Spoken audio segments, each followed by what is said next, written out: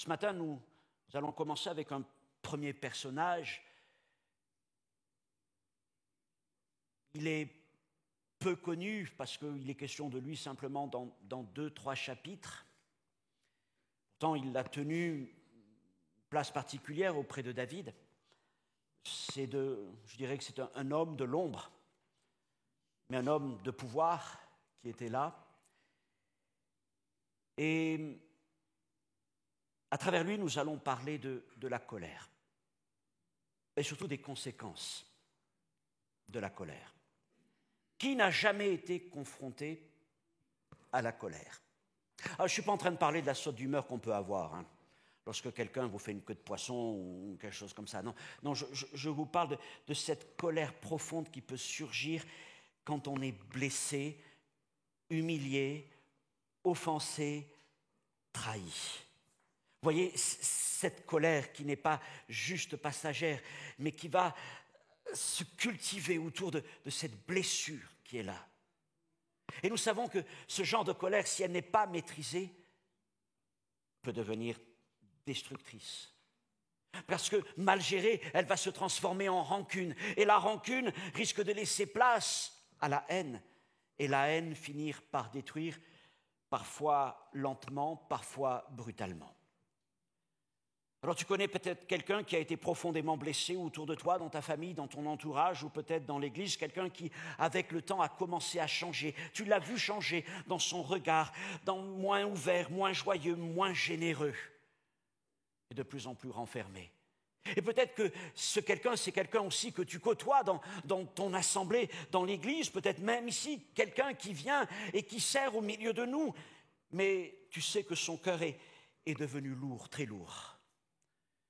Et peut-être que cette personne, c'est tout simplement toi. C'est tout simplement toi. Et l'amertume est devenue un peu ton identité cachée, profonde. Alors on sait, la Bible nous le dit, et on connaît bien ce verset des Éphésiens, que le soleil ne se cache pas sur votre colère. Et pourtant, combien laisse la nuit tomber sur des colères qui ne sont jamais apaisées? Des colères qui continuent de travailler même dans le sommeil et qui sont là lorsqu'on se réveille. Et des colères que l'on entretient jour après jour. Et c'est ce que nous allons voir aujourd'hui à travers l'histoire donc de cet homme que je viens d'évoquer qui a laissé la colère dévorer son âme. Un homme qui était pourtant respecté, un homme écouté, un homme brillant, mais qui est mort seul, en silence, consumé de l'intérieur par une haine dévorante. Cet homme a un nom, il s'appelle Achitophel, le conseiller de David. Et le titre de ce message, c'est « Une haine dévorante, le drame d'Achitophel ». Nous prions. Seigneur, nous ouvrons ce matin ta parole sur un texte qui est certainement difficile, une histoire qui est dramatique. Et Seigneur, au-delà de l'émotion qu'elle peut créer dans nos cœurs, je crois surtout que tu veux parler ce matin. Tu veux parler dans le cœur de l'un ou de l'autre. S'il y avait en nous quelque chose qui pourrait plus ou moins, même de loin, ressembler à ce qu'a vécu cet homme, je te prie, Seigneur mon Dieu, que tu puisses ouvrir nos oreilles et nos cœurs. Et que tu puisses, Seigneur, non seulement nous mettre en garde, mais venir nous guérir, nous consoler, parce que tu es le consolateur de toutes les colères. Seigneur, que ta grâce soit maintenant particulièrement, Seigneur, sur les mots qui sortiront de ma bouche et qu'ils aillent bien au-delà de tout ce que j'ai pu préparer, mais que ta grâce soit aussi sur chacun d'entre nous, afin que nos oreilles et nos cœurs soient ouverts pour recevoir ta parole, Seigneur mon Dieu. Amen. Je vous invite à la lecture d'un seul verset. Alors, je ne vais pas lire toute l'histoire, ça nous prendrait trop de temps. Je vous invite à la lire, évidemment, si vous le souhaitez, dans 2 Samuel, chapitre 16 et chapitre 17. Mais je m'arrête à ce verset de 2 Samuel 17, 23 qui marque la fin de ce récit autour d'Achitophel. Et vous voyez, vous allez le voir, ce verset est très fort. Achitophel, voyant que son conseil n'était pas suivi, sella son âne, partit, s'en alla chez lui dans sa ville. Il donna des ordres à sa maison, puis s'étrangla. Et c'est ainsi qu'il mourut.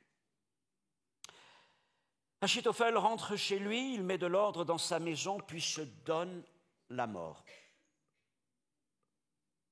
C'est un suicide.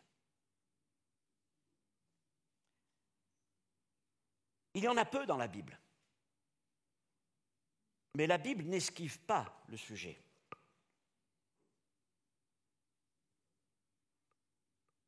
Elle en parle. Elle nous explique aussi le cheminement. Elle en parle parce que c'est un sujet qu'on ne peut pas occulter de nos vies, de l'histoire de nos familles peut-être, ou de nos amitiés. Et nous devons entendre ce que la Bible a à nous dire. Bien sûr, ici, c'est un cas particulier, et il ne saurait résumer à lui tout seul tout ce qui peut pousser des hommes, des femmes, parfois même très jeunes, et même parfois des enfants, à aller jusqu'à cette extrémité. Et ce qu'il a à nous dire est certainement quelque chose que nous devons écouter. Parce que la mort brutale de cet homme, ce n'est pas quelque chose qui est venu simplement à un moment donné, une réaction. Mais nous allons le voir, c'est l'aboutissement de tout un processus, le fruit d'une haine ancienne, entretenue, longtemps enfouie et qui un jour a fini par déborder et exploser. Et ce qui est terrible, c'est que pendant des années, ceux qui étaient à côté de lui n'ont rien vu. Parce que pendant des années, cet homme a continué à vivre, à servir, comme si de rien n'était, à être écouté, estimé, jusqu'au jour où les choses ont fini par se révéler. Premièrement, préserver les apparences. Alors, comprenons un peu d'abord qui était le personnage d'Achitophel. 2 Samuel 16, 23, on remonte d'un chapitre et là, ça nous donne ce qu'était cet homme dans sa réputation. Le conseil donné en ce temps-là par Achitophel passait pour une parole de Dieu, autant pour David que pour Absalom. Et ce qu'on voit, c'est qu'Achitophel était un conseiller apprécié auprès de David. Il semble loyal, irréprochable, engagé, discret. Son intelligence est reconnue par tous et ses conseils semblent inspirés par Dieu lui-même. Ses paroles est passée pour être la parole de Dieu. Quand Achitophel avait parlé, il n'y avait rien à ajouter. Ce n'était pas un prophète, c'était un conseiller, mais sa parole avait autant de valeur presque que la parole des prophètes.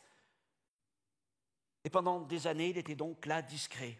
On ne parle pas de lui, mais il est auprès de David, dans cette cour royale.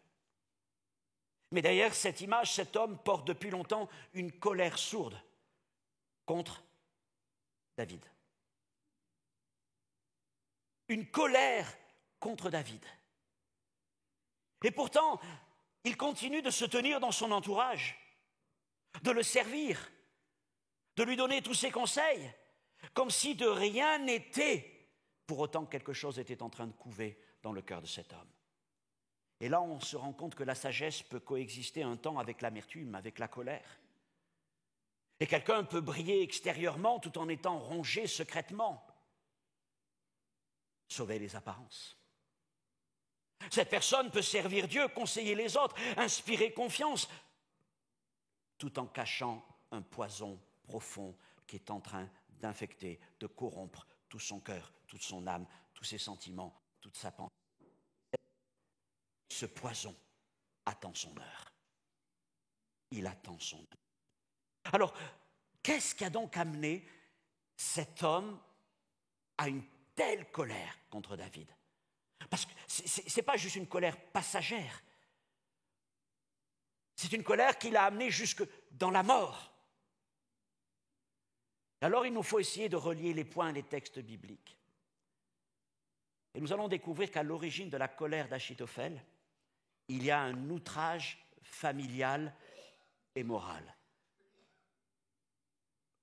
Et il nous faut donc relier les versets entre eux.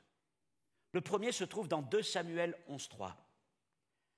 David fit demander qui était cette femme.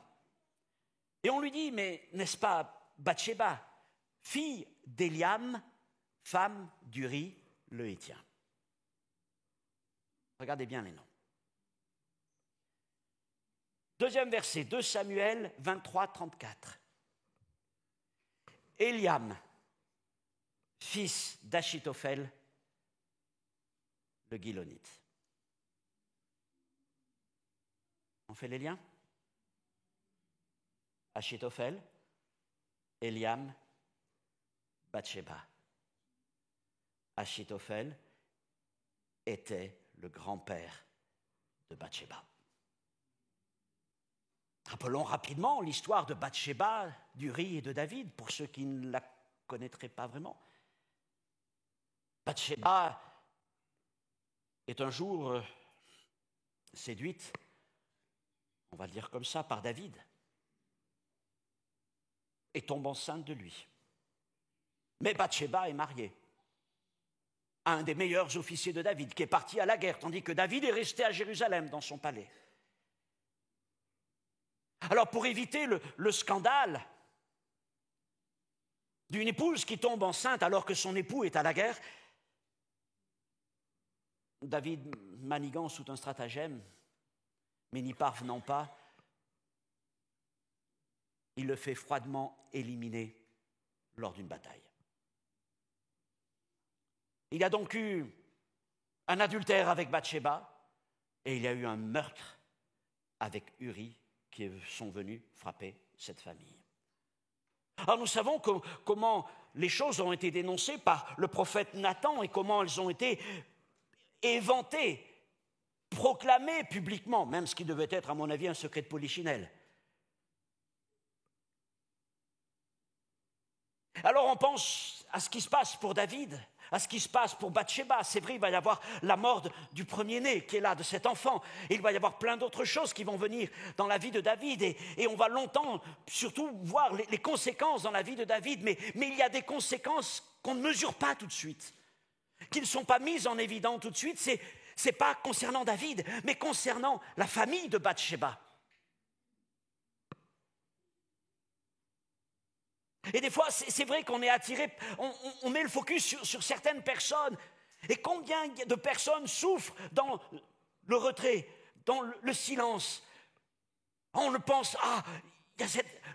oui, il y a lui, il y a elle. Et on oublie qu'il y a d'autres personnes à côté. Et cette nouvelle, cette double tragédie, a profondément offensé et scandalisé Achitophel dans ses sentiments, dans son honneur. Sa famille a été bafouée. Il ne dit rien, mais il n'oublie rien. Et il cultive colère et amertume contre David, parce que David est celui qui a brisé sa famille. Il a détourné sa petite fille pour l'amener dans son lit, pour l'amener à l'adultère, et ensuite il a fait tuer son mari. Il a amené mort et adultère dans la famille d'Achitophel. Et l'amertume n'est pas passive. Elle attend son heure, elle hiberne, mais elle n'oublie pas. Et c'est donc ainsi que pendant des années, Achitophel reste à la cour de David, dans l'entourage proche de David. Il est silencieux, il est fidèle, mais un feu est en train de couver dans son cœur. Et peut-être, je te pose la question directement, parce que nous l'avons évoqué, il y a peut-être des Achitophel au milieu de nous, autour de nous. Et serais-tu en train de laisser pousser dans ton cœur, dans ta vie en ce moment, dans le silence peut-être bien caché, tout en sauvant les apparences, un sentiment de colère, une racine d'amertume, un désir de vengeance, parce que tu as été offensé? Et peut-être qu'on n'a pas pris soin de toi.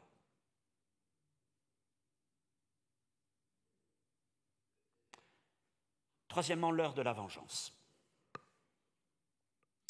Quelques années plus tard,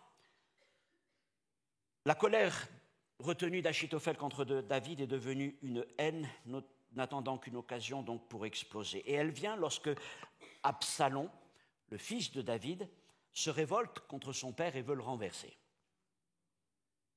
Et il oblige David à quitter à fuir précipitamment Jérusalem, accompagné de quelques fidèles. Alors aussitôt, Achitophel flaire le bon moment, et il épouse tout de suite le parti d'Absalom. Et il va s'employer, à travers Absalom, à vouloir détruire David. Et la première chose qu'il fait, c'est qu'il veut humilier David comme lui-même a été humilié. Parce que c'est ça qu'on va voir. Achitophel a été humilié par l'histoire de Bathsheba. 2 Samuel 16, 21, 22. Achitophel dit à Absalom, va vers les concubines de ton père qu'il a laissées pour garder la maison. Ainsi tout Israël saura que tu t'es rendu odieux à ton père et le courage de ceux qui sont avec toi se raffermira. On dressa pour Absalom une tente sur le toit et Absalom alla vers les concubines de son père aux yeux de tout Israël. Ouh, cette vengeance, il l'avait préparée. Si vous connaissez le texte, pensez à David et Bathsheba. Ça se passe la nuit. C'est caché de tous, sur ces terrasses de Jérusalem. Et là, c'est vraiment la scène qui contraste. Sur les terrasses de Jérusalem, en plein jour, devant tous, Achitophel dit à Absalom, prends 10 concubines de ton père. Il veut humilier David. Vous savez que cette parole, c'est une parole qui, à l'origine, vient du prophète Nathan. 2 Samuel, chapitre 12, versets 11 à 12, ce qui la rend peut-être même encore plus forte. 2 Samuel 12, 11 à 12, c'est Nathan qui parle lorsqu'il vient voir David. Vous savez, après qu'il ait péché, l'histoire de la brebis que le riche a pris au pauvre. Et Nathan lui dit, « Ainsi parle l'Éternel.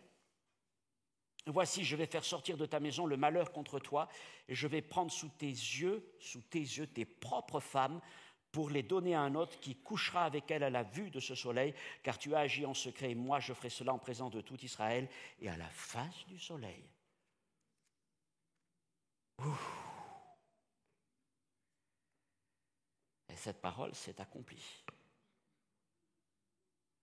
Si vous relisez le passage, là je n'ai pas le temps ce matin, je l'évoque juste comme ça pour vous y amener, mais vous lisez cette fuite de David de Jérusalem, c'est le moment le plus terrible, le plus triste, le plus pitoyable pour David. Toutes des choses difficiles ce matin.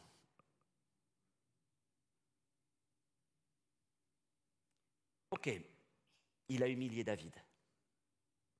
Il lui a rendu vraiment la monnaie de sa pièce, avec des intérêts. Mais, ça c'est pour Bathsheba. Mais il y a encore Uri.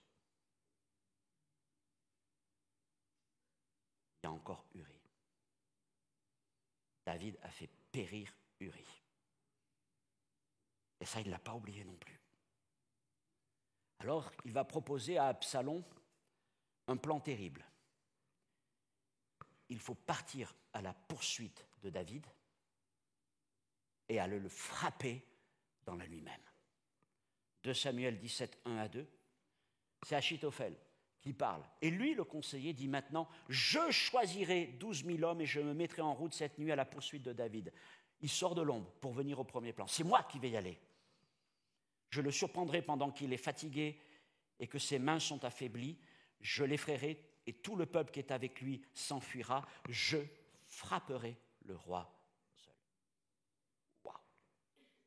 Je frapperai le roi seul. Il y a vraiment une colère meurtrière qui est arrivée. Quel sentiment doit animer cet homme à ce moment-là? Ça doit être terrible. Tout ce qu'il a retenu pendant des années est en train d'être déversé. Et ça doit être, les mots sont forts. Il n'a pas besoin d'être vulgaire ou quoi, mais il y a des mots qui sont là et chacun est pesé comme s'ils avaient été préparés. D'Absalom, Achitophel n'en a pas grand-chose à faire, ça ne l'intéresse pas. Non, la seule chose qui l'intéresse, c'est sa vengeance par procuration. Il utilise Absalom Comme il l'a fait sur les toits de Jérusalem, maintenant il va le faire pour aller régler son compte à David. Il se cache derrière Absalom, mais il n'a qu'une cible, David. Les intérêts du royaume, ce n'est plus son problème. Il ne vit plus pour le royaume, il vit pour sa colère. Mais si vous relisez le texte, vous verrez, peut-être le savez-vous déjà, que grâce à l'intervention d'un autre conseiller de David, le conseil d'Achitophel va être rejeté par Absalom. Et tout va s'effondrer. Et le texte nous dit que la main de Dieu était là malgré tout. Quelque part, c'est comme si le Seigneur avait permis que David soit humilié. Ça faisait partie des choses que Nathan avait prophétisées. Elles se sont accomplies. Mais porter la main contre David, Dieu n'avait pas permis ça. C'était une limite. Et il ne permettrait pas que la colère d'Achitophel vienne directement contre David. La main de Dieu a préservé David du plan de haine d'Achitophel. Quatrièmement, une fin tragique. Et on en revient à notre verset du début maintenant. Vous le comprenez un peu plus. Une fois qu'il a exposé toute sa haine à Absalom et que Dieu met déjoue le plan d'Achitophel, c'est comme si tout s'effondre dans la vie d'Achitophel. Et c'est comme ça qu'il rentre chez lui. Et on relit ce verset maintenant. Achitophel, voyant que son conseil n'était pas suivi, sella son âne, partit, s'en alla chez lui dans sa ville, il donna des ordres à sa maison, puis s'étrangla. Et c'est ainsi qu'il mourut. Complètement défait, Achitophel rentre chez lui, il met de l'ordre, comme on fait ses adieux, il se pend, il n'a plus de raison de vivre, la haine l'a entièrement consumé. Et on peut dire que c'est une fin tragique pour un homme sage, mais qui s'est laissé dévorer par la colère jusque dans la mort, en raison d'un sentiment d'honneur bafoué, de rancune tenace. Ne laisse pas la colère grandir dans ton cœur. Ne laisse pas l'amertume, pas même une racine d'amertume, trouver place dans ton cœur parce que tu ne sais pas jusqu'à quoi elle pourrait t'amener. Alors, je voulais aussi partager cette pensée parce que, vous allez voir, elle élargit un peu aussi la réflexion autour d'Achitophel. Parce qu'en prenant du recul, réfléchissez quelques instants, on peut dire qu'aussi il y a quelque chose de Judas dans la colère d'Achitophel. Achitophel contre David et Judas contre Jésus. Et d'ailleurs, le lien est fait par les Écritures elles-mêmes, puisque David écrit au psaume 41:10, « Celui-là même avec qui j'étais en paix, qui avait ma confiance et qui mangeait mon pain, lève le talon contre moi. » Et ce verset, on le voit comme un verset prophétique annonçant Judas. Mais dans l'histoire de David, ce verset nous parle d'Achitophel. Celui avec qui il était en paix et qui a levé son talon contre lui, oui, il y aura Judas et David et Jésus, mais avant tout, c'est l'histoire d'Achitophel et de David. Et donc le lien se fait entre ces deux hommes. Cinquièmement, ne te prive pas de la grâce. Hébreux chapitre 12, verset 15, veillez à ce que nul ne se prive de la grâce de Dieu. Qu'aucune racine d'amertume ne pousse en rejetant une cause du trouble et que plusieurs n'en soient infectés. Dieu fit grâce à David lorsqu'il s'humilia devant lui. Nathan lui avait dit, tuez cet homme. Tuez cet homme pécheur. Tu es celui qui a dérobé la brebis du pauvre. Tu es ce riche et tu rendras 4 brebis pour celles que tu as prises. Mais David s'est humilié.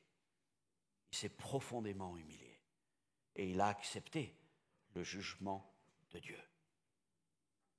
Et on peut se dire que si Dieu a été capable de relever l'offenseur, David, à plus forte raison était-il prêt à le faire avec les offensés.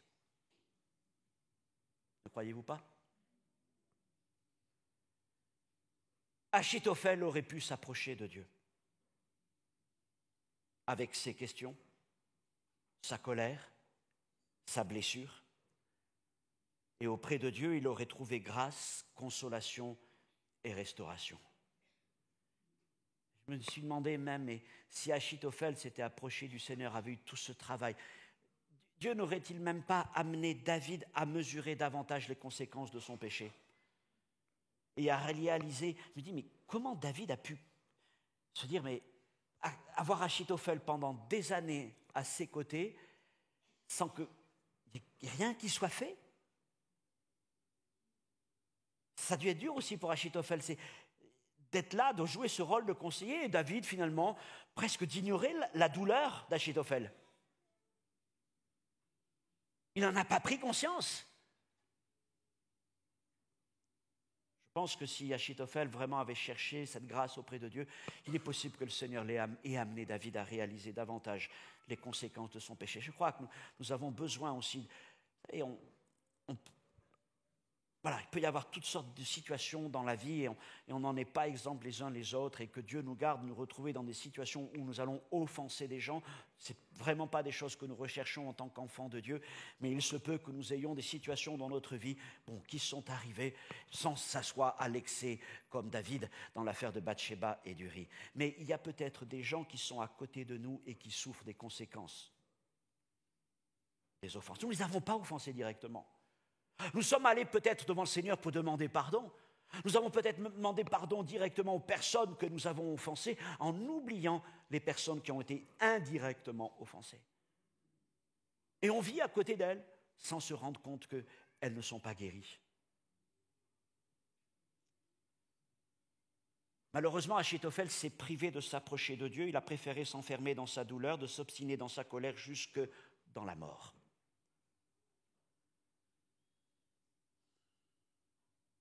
Il est évidemment plus difficile de guérir d'une offense reçue que d'être relevé d'une offense infligée.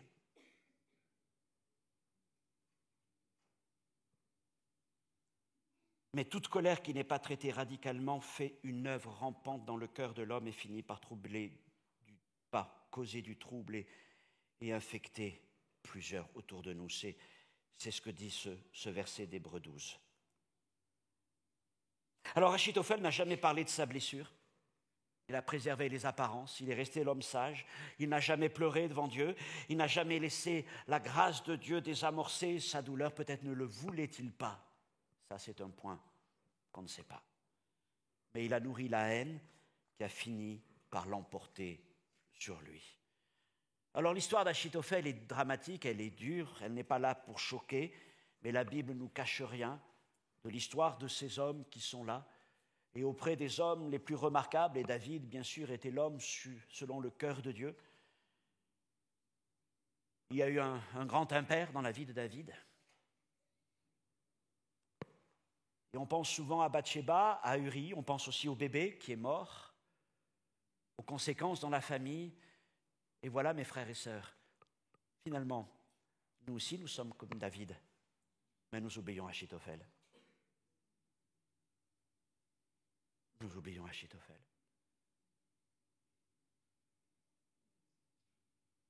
Je ne sais pas s'il y a des Achitophel autour de toi, peut-être que le Seigneur te permettra de comprendre la situation de douleur que peuvent vivre certains et t'amener, alors toi-même, si tu sens que tu as offensé quelqu'un, même indirectement, à aller trouver cette personne.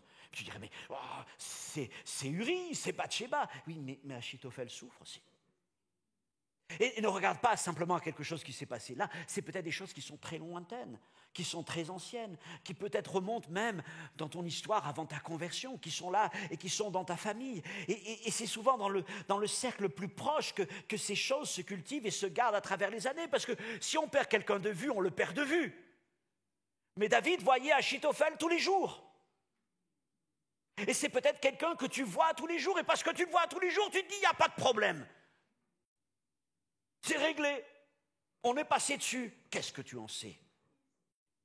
Toi-même, tu es peut-être plutôt un Achitophel. Ou tu connais quelqu'un autour de toi que tu n'as pas offensé, mais qui vit avec cette douleur. Et tu sais combien c'est difficile. Il le cache. Tu sens bien que c'est là. Et si tu es dans ce cas-là, oh, je t'en prie, Ne t'enferme pas. Ne t'enferme pas.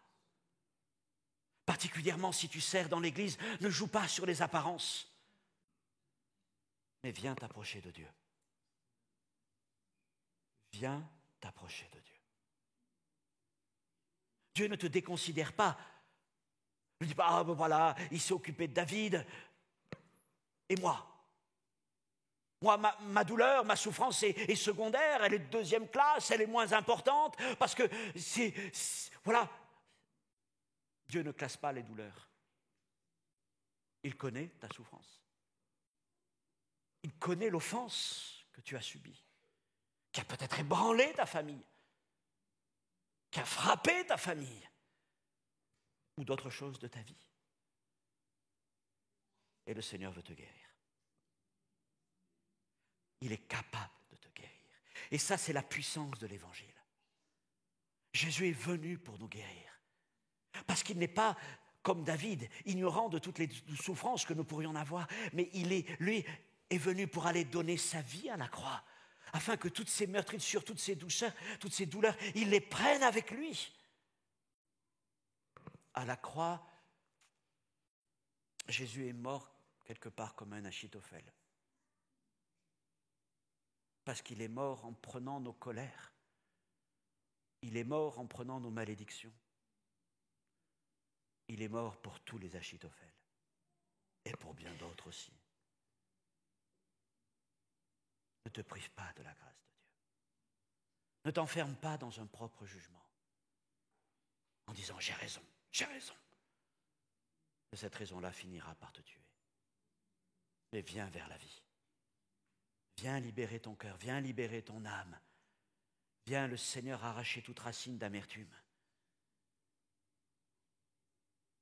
Dieu se réjouit quand un Achitophel vient à ses pieds. Et il a une consolation particulière pour lui, pour elle. Au terme de ce message, ce matin, je vous l'ai dit, il vient nous chercher profondément, peut-être dans des situations particulières. La Bible est un véritable miroir, n'est-ce pas, de l'humanité. Et nous pouvons bénir le Seigneur que même si ces histoires sont difficiles, elles sont là parce qu'elles sont aussi une source de secours et de consolation pour plusieurs. La Bible ne nous présente pas un monde parfait. Elle ne nous présente pas un David parfait. Elle nous montre toutes les souffrances des hommes qui ont vécu en son temps et dans d'autres temps, pour que nous puissions à notre tour trouver consolation. Si dans ce que j'ai dit ce matin, mon frère, ma sœur, mon ami, il y a quelque chose qui vient chercher ton cœur, s'il y a juste une petite mesure d'Achitophel en toi, alors approche-toi de Dieu pour que Dieu la guérisse. Parce qu'il n'est pas parlé simplement d'amertume, mais il est parlé de racine d'amertume. S'il y a juste quelque chose, une petite mesure en toi, il faut que tu la confies à Dieu et que Dieu te console. Et que Dieu te console. Si ce matin, ce message vient te chercher là où tu es, je ne sais pas de quelle manière, peut-être qu'il vient te chercher dans ta vie personnelle, dans ta famille, dans un contexte que tu connais. Nous ne sommes pas là pour nous épier les uns les autres. Non, je voudrais que nous puissions prendre un temps vraiment, tout simplement dans la présence de celui de qui nous nous approchons, dans la présence de Dieu, simplement en fermant nos yeux. Pour qu'il y ait vraiment cette liberté, cette grâce, car les choses dont nous parlons ce matin sont profondes, elles peuvent être douloureuses. Mais si ce message est venu te rejoindre, si tu entends la voix du Saint-Esprit parler à ton cœur bien mieux que moi-même, alors veux-tu t'approcher de Dieu? Et là où tu es, la seule chose que je te demande, alors que nous avons nos yeux fermés, s'il vous plaît, c'est de lever ta main. Ça peut être déjà un effort immense à faire. Et plusieurs le font ce matin. Vous tournez votre main, mais surtout vous tournez votre cœur et votre vie vers Jésus. Et vous êtes peut-être là avec cette colère, avec cette animosité, avec cette rancune, où vous êtes là prenant conscience qu'il y a quelqu'un qui souffre autour de vous. Et vous dites, Seigneur mon Dieu, il est temps que tu interviennes dans cette situation. Il est temps que ta parole de consolation vienne dans mon cœur, dans ma vie. Seigneur, j'ai besoin de toi maintenant. Je ne veux pas avancer dans ce chemin de perdition. Je ne veux pas finir comme un Achitophel, Seigneur. Je ne veux pas que ma famille soit brisée par le désespoir et l'offense. Seigneur, tu es un Dieu qui met un terme à l'offense. Tu es un Dieu qui relève les offensés, tout comme tu relèves même les offenseurs. Seigneur, je te prie pour tous ceux qui ont levé leurs mains ce matin et je sais que plus que des mains, c'est des cœurs que tu vois, que tu entends, que tu sondes.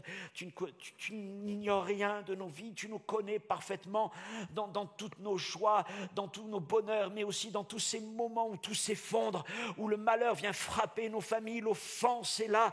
Seigneur mon Dieu, avec des conséquences qui sont parfois terribles, des conséquences que nous pouvons subir à travers des années et des années. Et le risque est là, Seigneur, de nous enfermer. Mais ce matin, nous proclamons que c'est un moment de délivrance. C'est un moment de grâce, c'est un moment, Seigneur, où, mon Dieu, c'est ton esprit qui agit.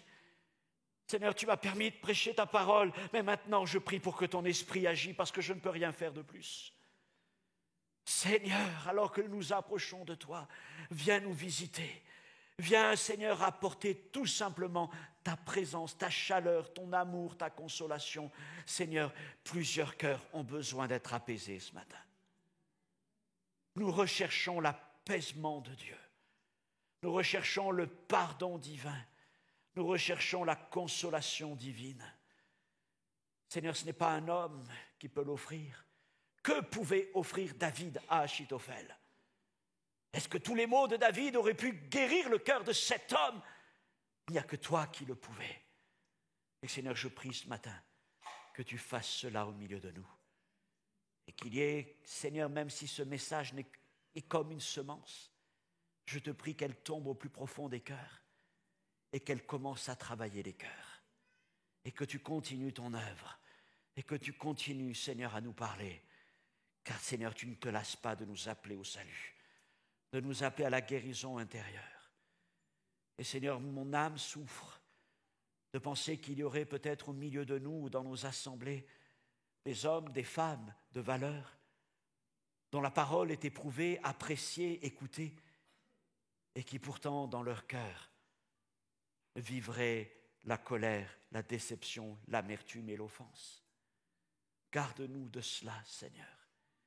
Et en même temps, je te prie que tu nous donnes d'avoir cette considération fraternelle et de réfléchir à la portée de nos actes. Seigneur, s'il y a quelqu'un qui souffre au milieu de nous dans cette situation, nous ne sommes pas là pour le juger, pour la juger.